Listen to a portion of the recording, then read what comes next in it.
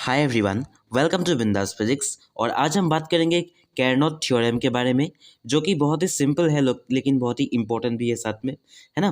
तो ये थ्योरम कहता ये है कि कोई भी ऐसा हीट इंजन नहीं है, बना नहीं है, जो कि कार्नोट इंजन के एफिशिएंसी से बड़ा हो सके, है ना। तो यहाँ पर हीट इंजन दो तरीके के हो सकते हैं, एक तो रिवर्सिबल हीट इंजन और दूसरा इरिवर्सिबल हीट इंजन, है ना।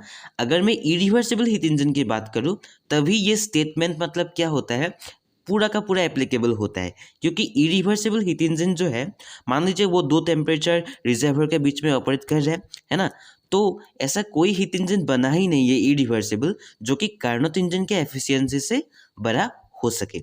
लेकिन मैं अगर रिवर्सिबल की बात करूं तो ये क्या होता है कि कार्नोट इंजन के बराबर हो सकता है या बराबर है ना। लेकिन इरिवर्सिबल की बात करूं तब पूरा का पूरा कार्नोट इंजन से हमेशा छोटा ही रहेगा, है ना, उससे बड़ा होता नहीं है। तो कैसे लिखेंगे आप लोग? Of all the heat engines working between two given temperatures none is more efficient than a Carnot engine. बहुत ही सिंपल है, राइट। अब ये हम लोग को प्रूफ भी करना पड़ता है, तो हम लोग प्रूफ कैसे करेंगे? क्लॉसियस स्टेटमेंट की मदद से करेंगे, है ना। क्योंकि लास्ट में हम लोग क्लॉसियस स्टेटमेंट ही लगाएंगे और कहेंगे कि इसी की वजह से ये प्रूफ नहीं हो रहा है। और ये हम लोग प्रूफ करेंगे कैसे, वो भी मैं आप लोग को बता देता हूँ।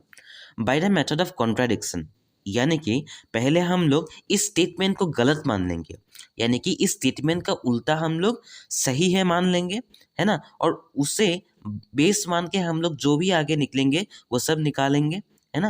अंत में हमें कुछ ना कुछ तो गड़बड़ मिलेंगे जो कि कॉन्ट्राडिक्ट करेंगे, और हम कह देंगे कि जो हम लोगों ने एज्यूम किया था, यानी कि इस स्टेटमेंट का गलत स्टेटमेंट जो हम लोगों ने सही माना था वो एक्चुअली गलत है ना।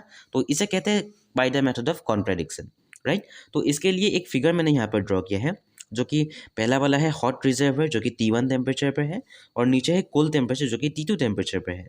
और यहाँ पर मैंने एक इंजन लगा दिया है ना। ये इंजन हॉट रिजर्वर से Q1 हीट ले रहे हैं और Q2 हीट कोल्ड टेम्परेचर को जो रिजर्वर है उसे सप्लाई कर रहे हैं, है ना। और यहाँ पर जो वर्क डन होगा वो कितना होगा?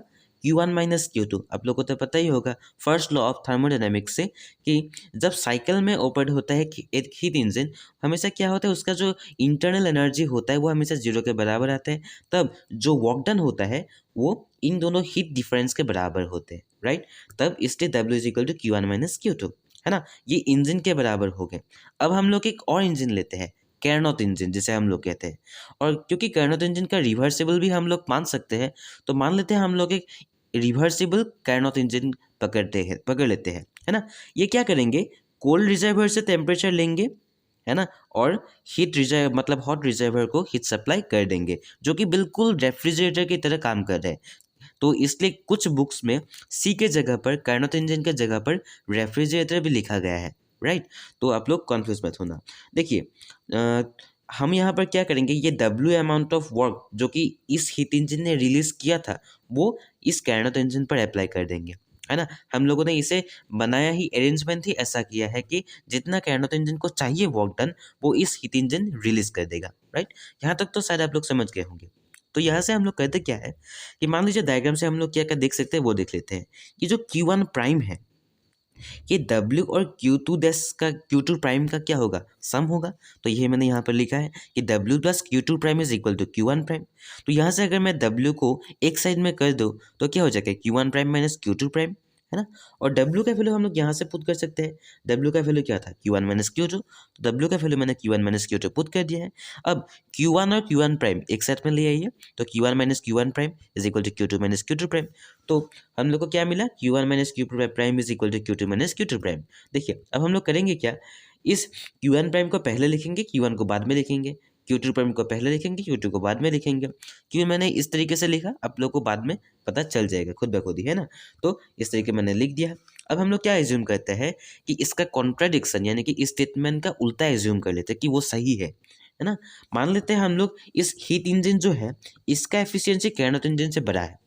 स्टेटमेंट क्या कहता था कि कार्नोट इंजन से जो भी हीट इंजन रहेगा वो हमेशा एफिशिएंसी कार्नोट इंजन से छोटा होगा, लेकिन हम लोग उसका उल्टा मानेंगे कि कार्नोट इंजन से बड़ा है। मान लेते हैं हम लोग, है ना, कि इसका एफिशिएंसी कार्नोट इंजन से बड़ा है, तो इस तरीके से हम लोग को लिखना पड़ेगा।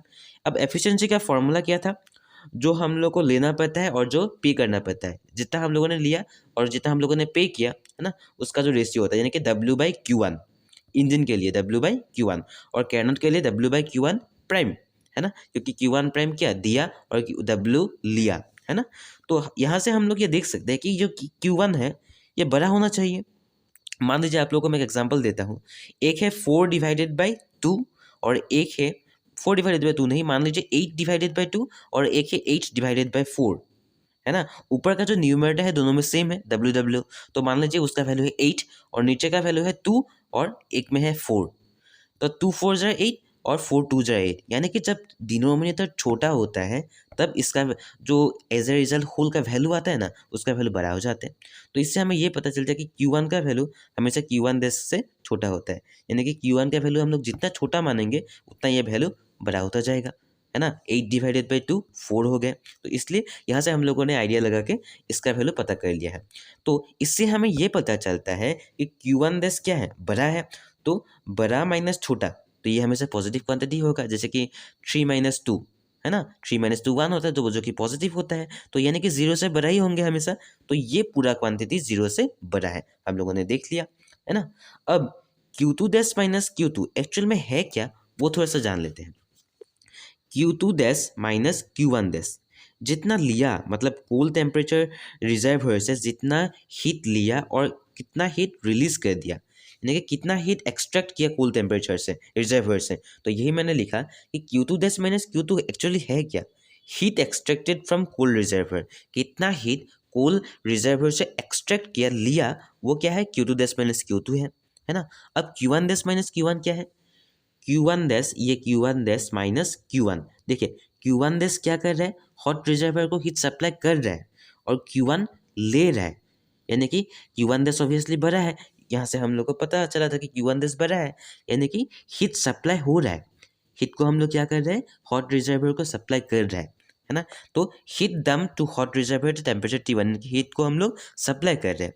तो इन दोनों को अगर हम लोग जोड़ देंगे, इन दोनों को जोड़ देंगे तो क्या मिलेगा, नेट इफेक्ट हम लोग को क्या मिलेगा कि ट्रांसफर ऑफ हीट हो रहा है, क्योंकि हीट हम लोग पहले लिया और फिर सप्लाई किया, पहले हम लोगों ने कोल्ड रिजर्वर से टेम्परेचर को हीट को एक्सट्रैक्ट किया और फिर बाद में हम लोगों ने उसी हीट को क्या कर दिया, हॉट रिजर्वर को दे दिया, यानी कि हम लोग हीट को लेके ट्रांसफर कर रहे हैं, है ना।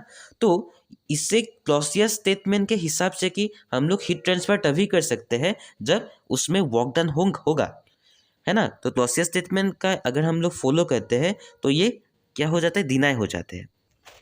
देखिए जो क्लॉसियस स्टेटमेंट था, उस स्टेटमेंट के अनुसार हम लोग कोल्ड टेम्परेचर रिजर्वर से हॉट टेम्परेचर रिजर्वर पर जो हीट ट्रांसफ़र है वो तभी कर सकते हैं जब उसमें वर्क डन हो, एक्सटर्नल एजेंसी से वर्क डन किया जाना चाहिए।